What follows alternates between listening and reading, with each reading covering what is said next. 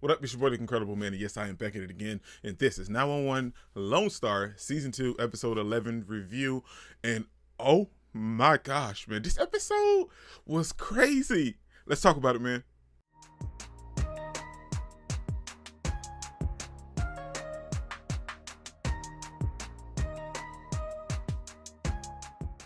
Right off rip, we diving straight into it because this episode was crazy, man.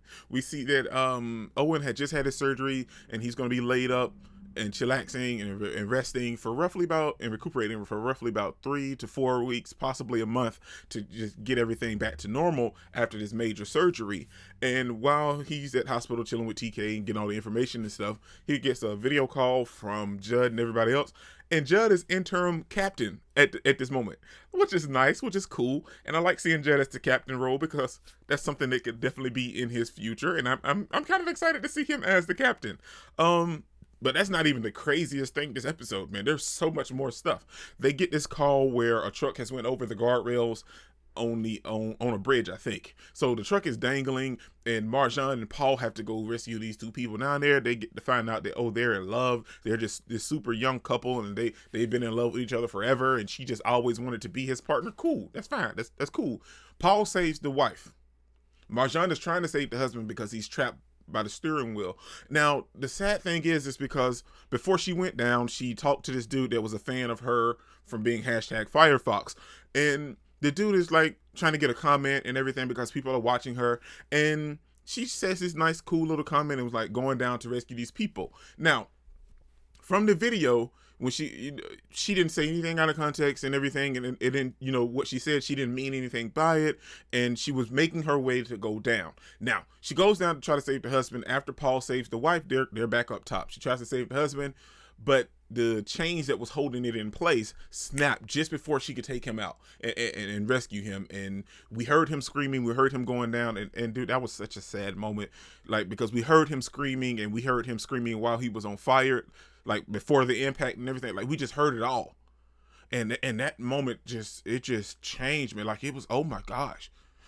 I finished the first two. I finished the 2 episodes of 911 that I was behind on, and neither one of those episodes were, this 911 Lone Star is changing the game each week, man, because this was super intense. We just heard him screaming, and Marjan, we know how she felt. She felt horrible. And after the case was over, we see that Judd is trying to talk to Owen, like, hey, man, I felt like maybe in the back of my mind that maybe we could have just done more. Maybe if I secured the truck just a little bit more, we could have saved him. And Owen was telling him that you can't think like that because, first of all, what's done is done. But secondly, the right decision was to do what you did, was save him in that moment. Had you spent more time trying to secure the truck could have failed, or anything else could have went sideways because there was gas leaking on the truck. So it could have went sideways on multiple different ways while you're trying to secure the truck. So the best thing was to just try to go ahead and evacuate them out of the truck at a faster rate. But it just so happens that someone died, and Owen ends up telling him that, Judd kind of figures it out, that Heavy is the head that wears the captain's hat. So, because captains have to make that split-second decision in the heat of the moment and then live with it after. And Judd was like, he don't know if he can handle it. But Owen was like, well, you got the qualities of a captain, man. And we see that it was hard on Marjan, but then in comes cancel culture because she made the video for this fan. But like I said when I was talking about it, there was nothing she could do. We see that the wife ended up surviving, and she was pissed at Marjan because someone sent her the video about her making jokes, but she wasn't making jokes like, well, going down. She wasn't making jokes about it. She was saying that she was going down trying to interact with the fan, and she never puts her fans before rescuing someone. She's a firefighter first. The fans come second or third possibly, but they never come first. And they tried to cancel her because someone posted the video of her. Well, the dude posted the video of her and sent it to the wife. And the wife was like, well, maybe she hadn't spent so much time trying to talk to people and make comments and do all this other stuff. She could have been down there and saved her husband. And that's not the case because Marjan was on her way to save her husband. But they can't rush putting on this equipment and this gear to lower her down because then that helps nobody. And we see throughout the episode that Marjan is being ridiculed and harassed on multiple occasions online, and it's starting to reflect her actual life because of her roller derby team. They got kicked out of a particular tournament because Marjan was on the team, because everybody's trying to cancel her because they felt like, oh, well, she's not, maybe she would have broke her nail trying to rescue someone. Like, that's not the case. That's not what happened. She couldn't rescue the chick even while, the chick's husband, even while talking to them anyway. She had to secure herself in the harness and in the gear and get it strapped on. And that's what they were doing when she just happened to talk to the guy on the video. She was making her way to put on her gear. It's not like she took time. Well, I ain't gonna put on my gear just yet. I'm gonna talk to my fans and then I'll put on my gear. That's not how that happened. And the chick, I could totally understand, because she's just upset about losing her husband, and she feels sad, and she needs someone to blame because her husband died. And I get that, and it's totally understandable. But I feel like they're trying to cancel her, and she sent all this stuff out, all these videos and stuff, because she's just so sad and heartbroken. And I feel like it's very evident later in the episode when we see that she slit her own wrist to kill herself because she couldn't be without her husband. And the same chick that you say that wasn't doing her job, that you hated and everything, is the same one that saved and rescued your life. If it wouldn't have been for Marjan going over there to try to apologize, this chick would have died. So the same chick that you felt like wasn't trying to do her job properly, what she was, is the same one that actually ended up saving you in the long run. And the EMTs and everybody that showed up was like, well, hey, you saved her life, hashtag Firefox. She was like, no. Don't even say or mention anything about me being here, because that's not what it was about.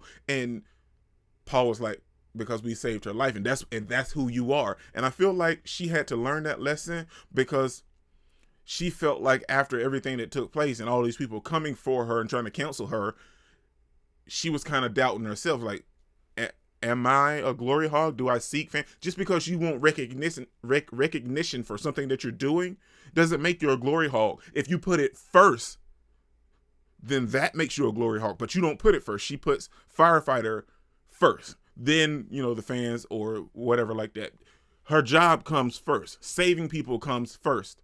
And they didn't really see that. But the people, they're the ones I'm more upset about. The chick that it actually happened to, I can understand her. She's grieving. So that's totally different for her and her circumstance.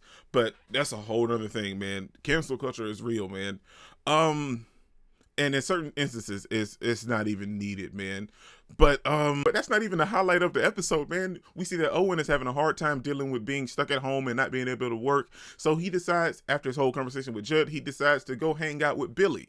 We haven't seen Billy in forever. Billy that got struck by lightning playing golf. We find out that his cancer has returned, and he's actually on the worst end of it.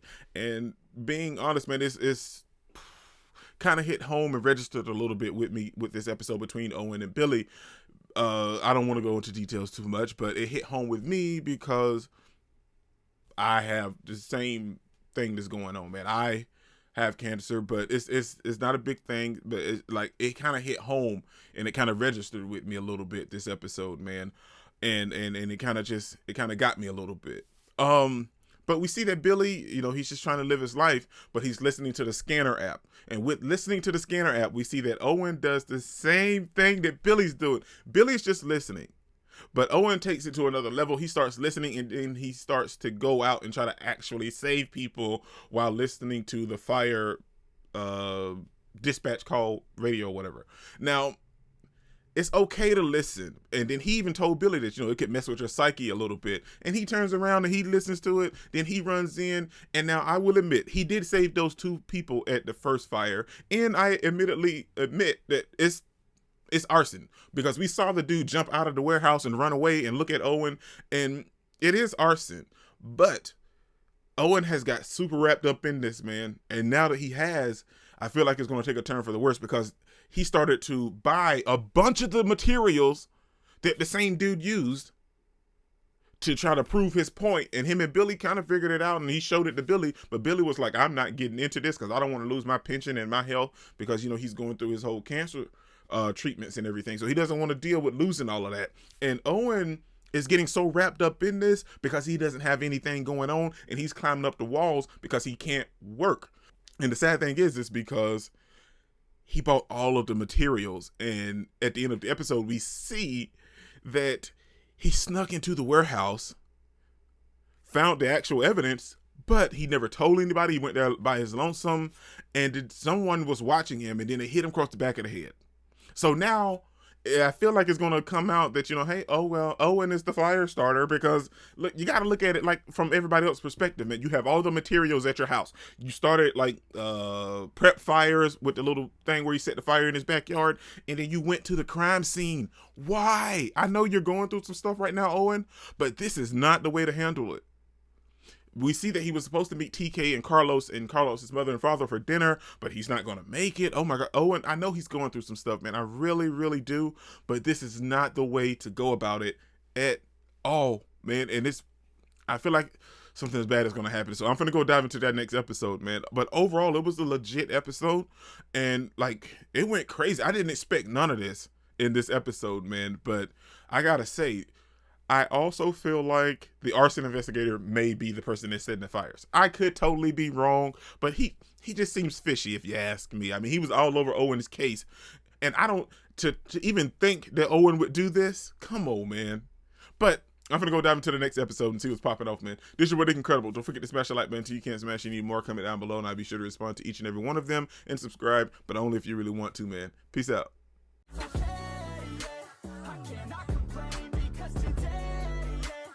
Doing my